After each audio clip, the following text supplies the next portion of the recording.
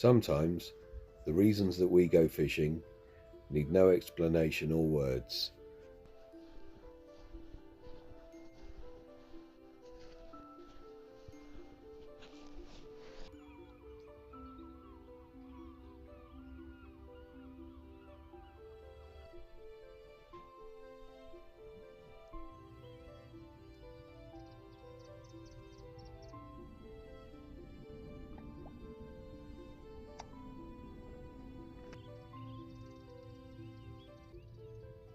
And sometimes actions speak louder than words.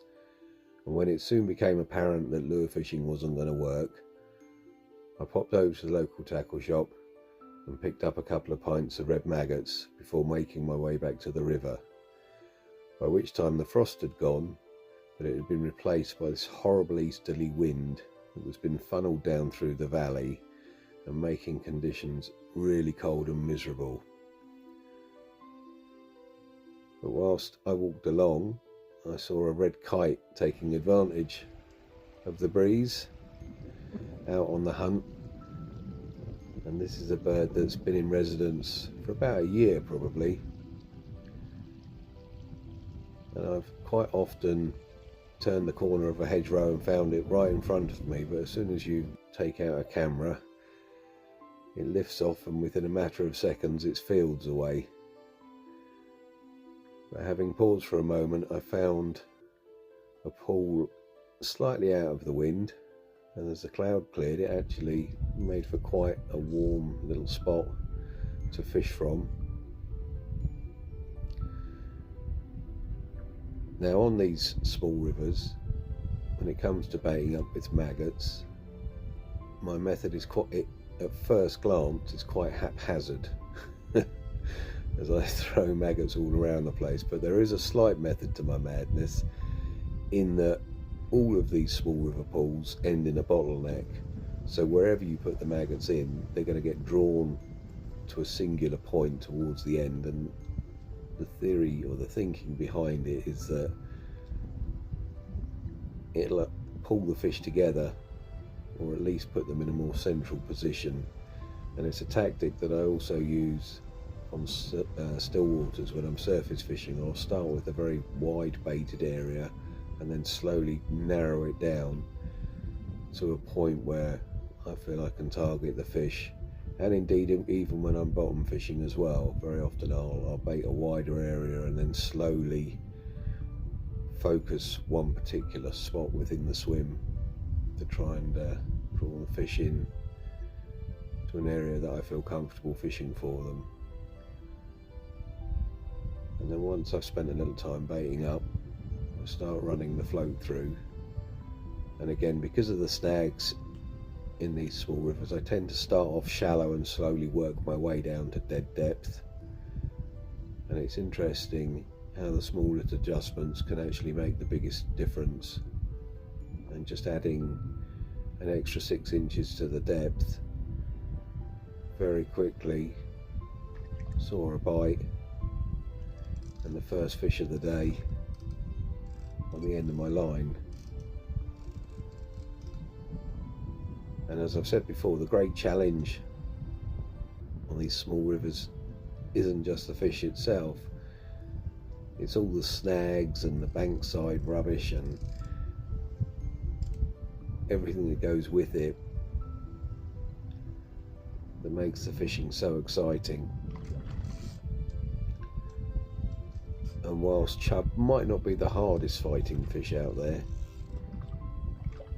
if you give them an inch, they very, very soon find sanctuary,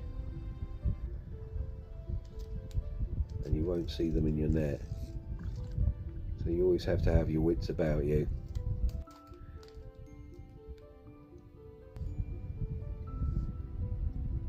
But it's always nice to land the first fish of the day.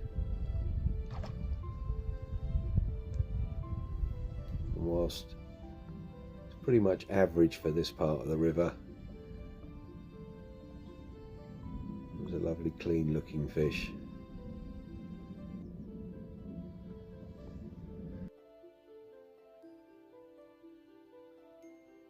And after a quick look, I sent him back on his way,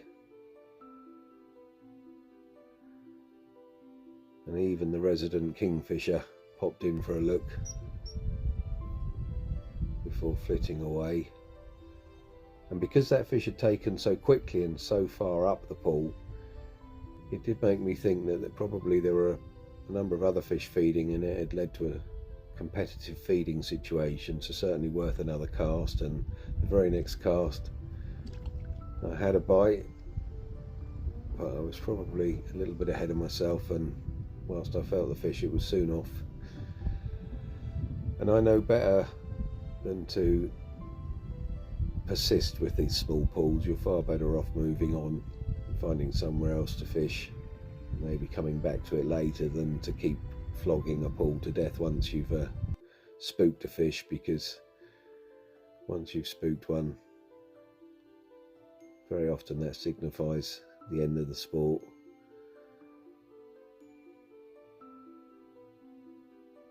And so I was off looking for more fish to target.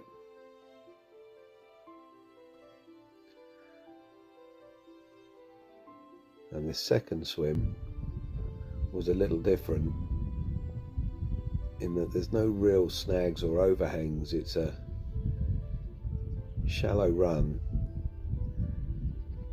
with a short straight at the head that then goes into a shallow bend, and there's a riffle at each end.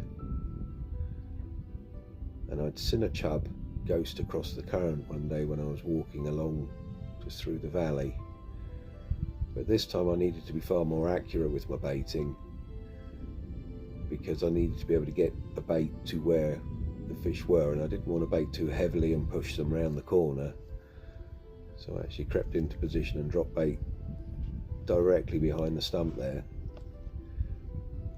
and I did see a couple of fish venture out and start feeding on the maggots. So I was pretty confident that if I could get the bait on the right line, the action should be forthcoming quite quickly. And really the trick was to run the float down the outside of the corner, and then a little bit like strep pegging, hold it on a tight line and trying to get it to swing into where I'd seen the fish and where I'd put the maggots. And as soon as I did that, I got a bite, and the second fish of the day was on the line. And as I said, this stretch doesn't have the snags of the first pool, but it does offer its own set of challenges in that it's shallow and fast running. So you're not only playing the fish, you're playing the fish against the current. So you do need to be a little bit careful, because bringing them towards the net too quickly will often result in a hook pull.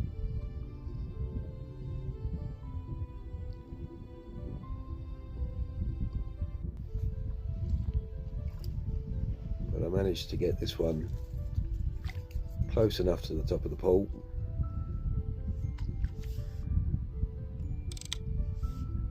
and there's that will you won't you moment, but thankfully it went in the net. Now I have to apologise for looking so miserable, but it was so very cold. I felt happy even though I looked grim. This fish probably slightly smaller than the first, but still in the average kind of size. And then once again it was up on my heels and off to another little swim. And this was a combination of the first two, so I was using the haphazard baiting method,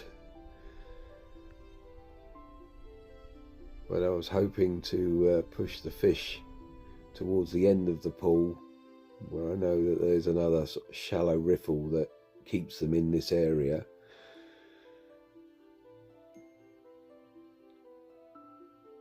And this can be an incredibly challenging pool to fish. There's always far more fish here than you realise or than you ever see, but they're very, very adept at keeping out of the way, and it's quite an awkward little bit to fish. You need to be both tall and short and wide and narrow to guide a bait or float amongst all the roots and the overhangs and all the dead brush towards the end. But if you get it right, then it's a fish on.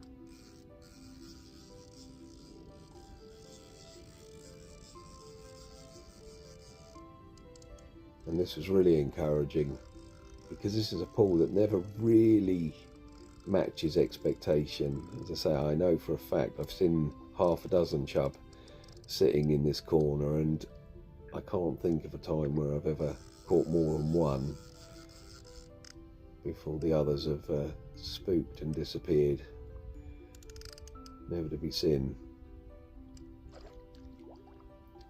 So I was keen to get this fish to the head of the pool and try and play it away from where I imagined the others to be feeding.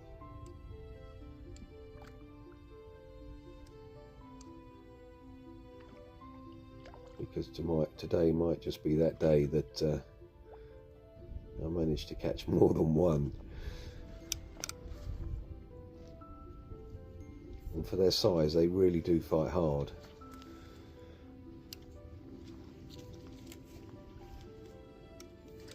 But again, luck was on my side,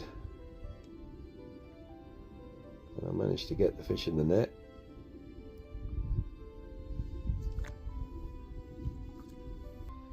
And this fish was probably slightly biggest of the day, probably slightly bigger than average for the stretch, and another pristine looking chub that found it hard to resist a bunch of maggots.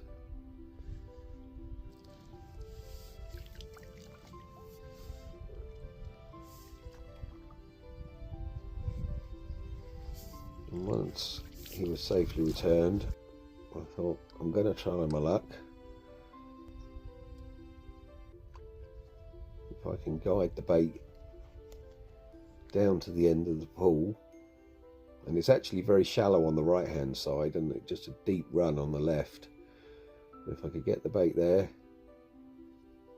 I might get a fish, and this one felt good, and of course that meant it came off.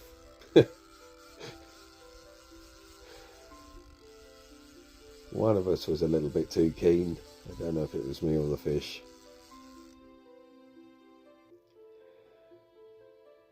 And with the day starting to draw in, it seemed like a good idea to go. Now, some of you would have noticed I used a drone for some of these shots, and here's a handy hint: don't leave your drone in autopilot while you're packing up.